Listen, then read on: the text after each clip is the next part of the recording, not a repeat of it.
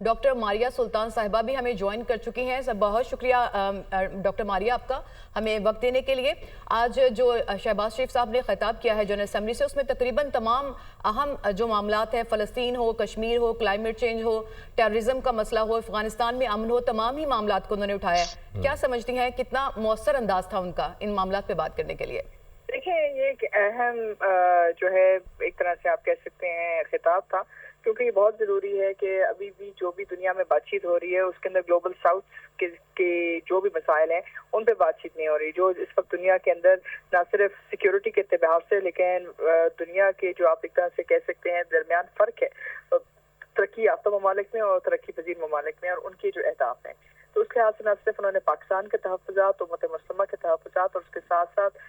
कुछ जिम्मेदारियां हैं जो बिलखसूस तरक्की याफ्ता ममालिक के ऊपर हैं कि वो क्लाइमेट चेंज जो उनकी वजह से सब दुनिया के अंदर तब्दीलियाँ आ रही हैं और उसका जो खमियाजा है वो तरक्की पजीर ममालिक उठा रहे हैं, जैसे कि पाकिस्तान। तो इसके लिए उनको जिम्मेदारी उठानी होगी। और जाहिर सी बात है, जो उन्होंने अहम बातचीत की है मसला कश्मीर के ऊपर, वो गौर तलब भी है। और उसके साथ साथ जिस तरह उन्होंने इस बात की निशानदेही की कि वो चाहते हैं कि दुनिया वापस जो है अक़वाम मुत्तहिदा के ऊपर यकीन करे, तो अक़वाम मुत्तहिदा को अपने चार्टर के मुताबिक न सिर्फ वो तमाम जिम्मेदारियां पूरी करनी होंगी, लेकिन कश्मीर के मामले में भी जो जिम्मेदारियां उन्होंने उठाई थी 1947, 48, 39 में, 49 में, उसको भी पूरा करना लाजिम होगा।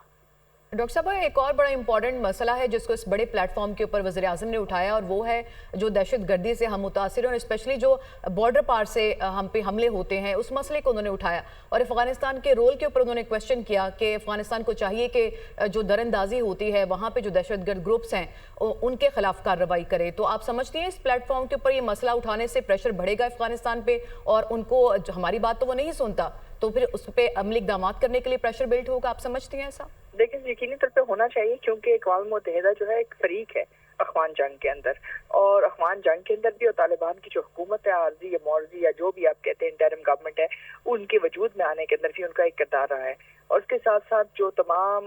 खद व खाल हैं बैनुल अक़वामी दहशतगर्दी की सद्दबाब के लिए, जैसे कि फैटफ, जैसे कि ये तमाम चीज़ें, ये तमाम यूनाइटेड नेशन सिक्योरिटी काउंसिल